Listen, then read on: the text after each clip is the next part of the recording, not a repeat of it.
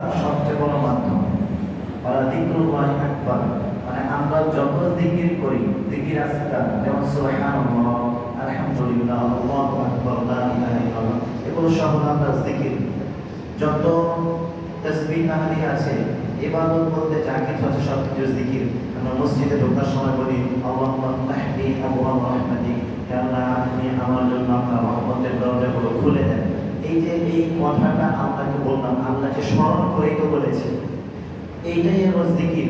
বের হওয়ার সময় আমরা বলি আল্লাহুম্মা ইন্নী আসআলুকা মিন ফাদলিক, যে আল্লাহ আমি আপনার কাছে আপনার অনুগ্রহ চাই।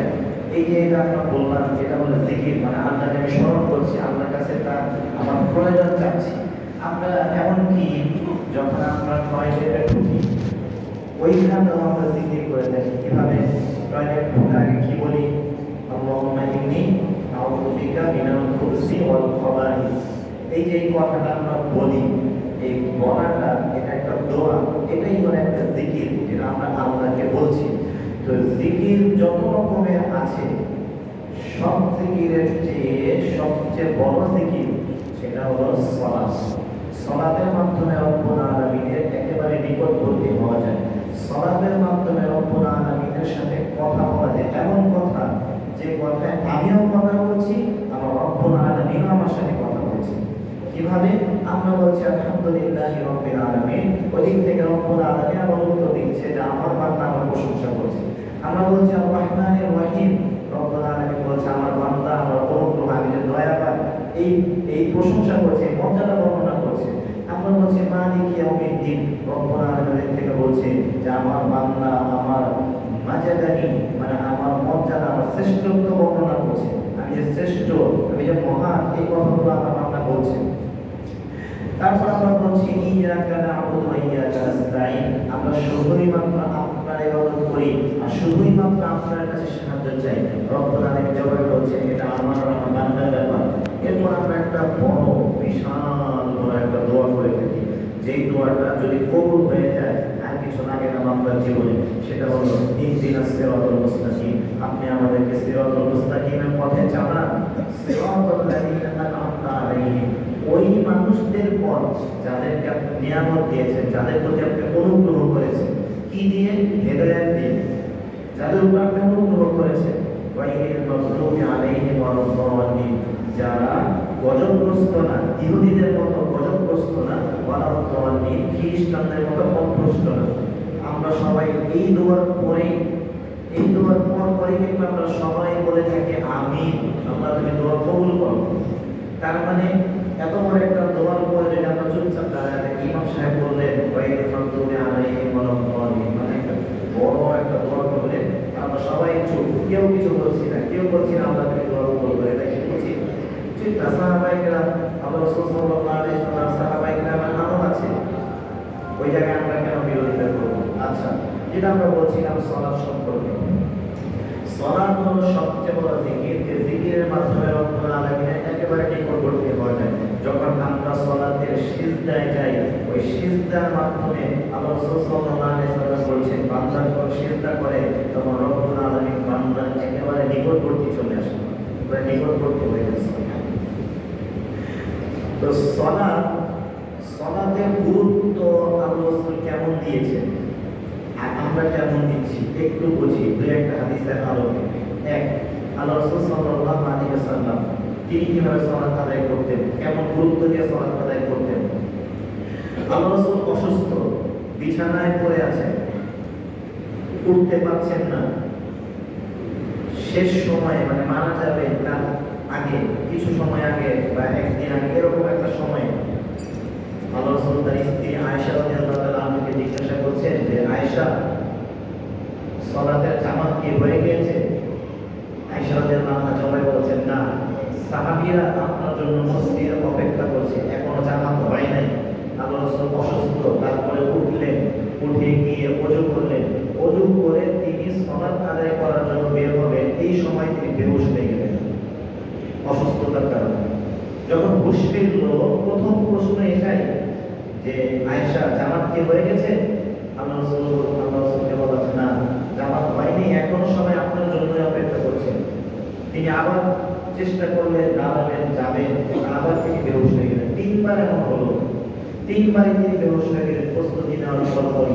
তৃতীয়বার যখন আল্লাহ তিনি বলছেন আবু বকরকে বলো সালাতে ইমামতি করতে।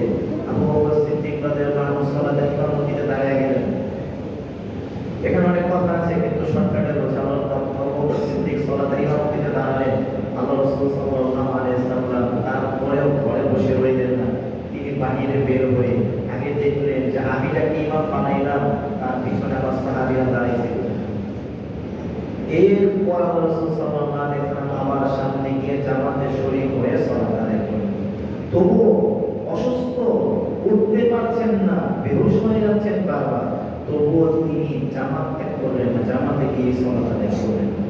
আল্লাহ রাসূল সাল্লাল্লাহু আলাইহি ওয়াসাল্লামের সাহাবী জাবির ইবনে আব্দুল্লাহ রাদিয়াল্লাহু আনহু বলছেন আমরা এমন একটা যুদ্ধে ছিলাম যে যুদ্ধের পরিস্থিতি এত কঠিন, এত ভয়ঙ্কর, এত ভয়াবহ যে কাফেররা আমাদেরকে ছাড় দিচ্ছে না, আমরা কাফেরদেরকে ছাড় দিচ্ছি না, পরাপরি যুদ্ধ।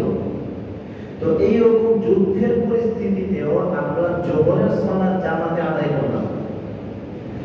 তো কাফেররা এটা দেখলো জানে মুসলমানরা তো সালাতকে এত গুরুত্ব দেয় যে তারা ভক্ত হয়ে গেছে আর জামাতে দাঁড়িয়ে গেছে। আমরা যদি এই জামাত চলা অবস্থায়, সালাত চলা অবস্থায় তাদের ছোট ছোট শিশু কলিজার টুকরাগুলোকে কল্লাও কেটে ফেলি, তবুও তারা সালাত ছাড়বে না। তাদের আগ্রহ, তাদের ইবাদতের টান এত বেশি। তা আমরা আসরের সময় এক এক করবো, তারা অপেক্ষায় আছে আসরে তো আমরা জামাত করে সালাত আদায় করব, আসরে এক এক করবো। আল্লাহ সুবহানাহু ওয়া তাআলা সাহাবীদের কাছে, আল্লাহ রাসূলের কাছে ওহী প্রেরণ করলেন যে ওরা আসরের সময় এক এক করবে, আপনি সালাতুল খাউফ আদায় করেন।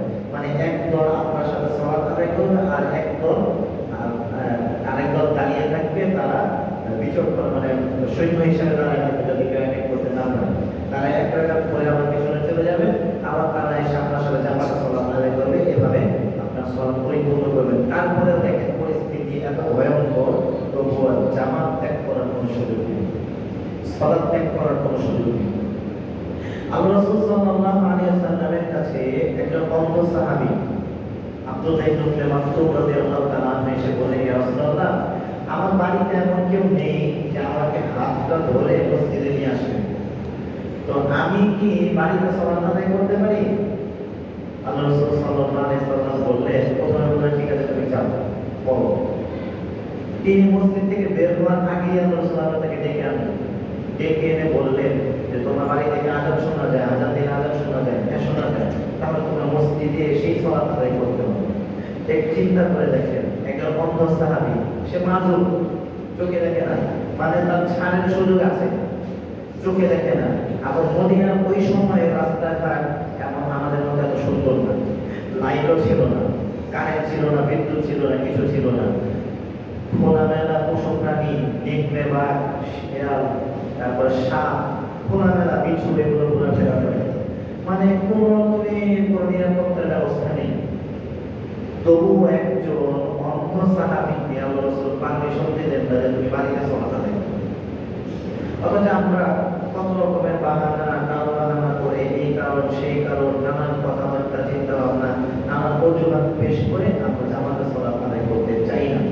অথচ তারা কতটা গুরুত্ব দিয়েছে, কতটা তাদের টান ছিল সালাতের প্রতি, কতটা তাদের টান ছিল জামাতে সালাত আদায় করার প্রতি। সম্মানিত উপস্থিতি, সালাত এমন এক ইবাদত, এমন এক জিকির, যে জিকির আপনাকে আপনার রবের একেবারে নিকটবর্তী, একেবারে প্রিয় করে থাকে। কেমন প্রিয় করবে? একটা হাদিসে বোঝেন, আমি একটু আগে যে আয়াত তেলাওয়াত করেছি, ইন্নাস সালাতা তানহা আনিল ফাহশাই ওয়াল মুনকার, যে সালাত মানুষকে অশ্লীল ও নিষিদ্ধ কাজ থেকে বিরত রাখে। তো আল্লাহ তাআলার কথা কি মিথ্যা? মিথ্যা না। আল্লাহ তাআলা যা বলেছেন 100% চিরকালের জন্য সত্য। তবুও তো আমরা দেখি যে মানুষ পাঁচ ওয়াক্ত সালাত জামাতের সাথে প্রথম কাতারে আদায় করার পরেও সুদ খায়, ঘুষ খায়, দুর্নীতি করে, কত কিছু করে। তো কি সমস্যাটা? সমস্যা কয়েক রকম। এক রকমের সমস্যা হলো তারা ইখলাসের সাথে সালাত আদায় করছে না। সালাত আদায় করছে ঠিকই, কিন্তু মানুষকে দেখানোর উদ্দেশ্যে যে আমি একজন নামাজি। বা সালাত আদায় করছে রাসূলের পদ্ধতিতে করছে না, রাসূলকে অনুসরণ করে করছে না। বা সালাত আদায় করছে এই সালাতের মধ্যে তার কোনো মনোযোগ নেই, তার সে সালাতে দাঁড়িয়েছে কিন্তু কোনো মনোযোগ নেই, অন্যদিকে মনোযোগ চলে গিয়েছে, এই সালাত তাকে বিরত রাখবে না। এখন যদি আপনি ইখলাসের সাথে সালাত আদায় করেন, ইখলাস মানে একমাত্র একজনের জন্য সালাত, তিনি কে? আল্লাহ। একমাত্র একজনের জন্য সালাত আল্লাহ, এই নিয়তে যখন আপনি দাঁড়াবেন, এইভাবে যখন আপনি রাসূলের পদ্ধতিতে সুন্দরভাবে সালাত আদায় করবেন, এই সালাত আপনাকে অশ্লীল খারাপ কাজ থেকে বিরত রাখবে, এটা গ্যারান্টি। আরেকটা একটা শেষ হাদিস, সেই হাদিসটা মনে রাখবেন সবাই, কাজে আসবে জীবনে। সেটা হলো আল্লাহ রাসূল সাল্লাল্লাহু আলাইহি ওয়াসাল্লাম বলেন যে আল্লাহ তাআলা বলছেন, আমার বান্দা মান আদানি ওয়ালিয়ান ফাকাদ আযানতুহু বিল হারব, কেউ যদি আমার ওলির সাথে দুশমনি করে, আমি তার বিরুদ্ধে যুদ্ধের ঘোষণা দিচ্ছি। যুদ্ধ করো কে? আল্লাহ। আল্লাহ বলছে কেউ যদি আমার প্রিয় বান্দার বিরোধিতা করে, আমি আল্লাহ তার বিরুদ্ধে যুদ্ধের ঘোষণা দিলাম। এরপর আল্লাহ সাল্লাল্লাহু আলাইহি ওয়াসাল্লাম বলছে যে এইটা কিভাবে হয়, আল্লাহ তাআলা এত প্রিয় কিভাবে হওয়া যায়? আল্লাহ রাসূল বলছে বান্দার উপরে যেগুলো ফরজ হয়েছে, পাঁচ ওয়াক্ত সালাত, যাকাত, সিয়াম, হজ, এই আমলগুলো বান্দার করে নিয়ম সুন্দর মতো আদায় করার পরেও কিছু নফল ইবাদত করে। যেমন আপনি পাঁচ ওয়াক্ত সালাত আদায় করলেন, আপনি চেষ্টা করলেন 2 রাকাত তাহাজ্জুদ সালাত আদায় করার, চেষ্টা করলেন 20 রাকাত সালাত আদায় করার, চেষ্টা করলেন 4 রাকাত সালাত আদায় করার। এছাড়াও আপনি বিভিন্ন সময় 2 রাকাত 4 রাকাত নফল সালাত আল্লাহর নিকটবর্তী হওয়ার জন্য আদায় করার চেষ্টা করলেন। আপনি যাকাত দিলেন, আবার চেষ্টা করেন কিছু কিছু দান করার। আপনি রমজানের সিয়াম পালন করলেন, এছাড়াও অন্যান্য সিয়ামগুলো, নফল সিয়ামগুলো আপনি পালন করার চেষ্টা করলেন। এই যে আমলগুলো করলেন, এর দ্বারা আপনি আল্লাহর এত নিকট করতে হবে, এত প্রিয় হবে যে আল্লাহ রাসূল বলছেন, আল্লাহ তাআলা বলছেন যে এক সময় বান্দা, আমি আল্লাহ বান্দার হাত হয়ে যাই, আমি আল্লাহ বান্দার পা হয়ে যাই, আমি আল্লাহ বান্দার চোখ হয়ে যাই, আমি আল্লাহ বান্দার কান হয়ে যাই। সুবহানাল্লাহ। মানে আমি আল্লাহ বান্দার এমন চোখ হয়ে যায়, সেই চোখ দিয়ে আল্লাহ যা দেখাবে বান্দা তাই দেখবে, মানে কোনো অশ্লীল হারাম নিষিদ্ধ গুলো দেখবে না। এমন কিছুই আল্লাহ তাআলা যা শোনাতে চাইবে বান্দা তাই শুনবে, গান বাজনা অন্যান্য খারাপ কিছু সে শুনতে চাইবে না, অটোমেটিকলি চাইবে না। হারাম কোনো কিছু হাত দিয়ে করতে চাইবে না, হারাম কোনো জায়গায় পা দিয়ে যেতে চাইবে না। রব্বুল আলামিন তাকে এমনভাবে নিজের প্রিয় করে নেবেন। সম্মানিত উপস্থিতি, সংক্ষিপ্ত সময়ে আমরা সালাত সম্পর্কে যতটুকু জানলাম, তার উপর আল্লাহ তাআলা আমাদেরকে আমল করার তৌফিক দান করুন। আমিন। ওয়া আখিরু দাওয়ানা আলহামদুলিল্লাহি রাব্বিল আলামিন। সুবহানাকা আল্লাহুম্মা ওয়া বিহামদিকা আশহাদু আল্লা ইলাহা ইল্লা আনতা আস্তাগফিরুকা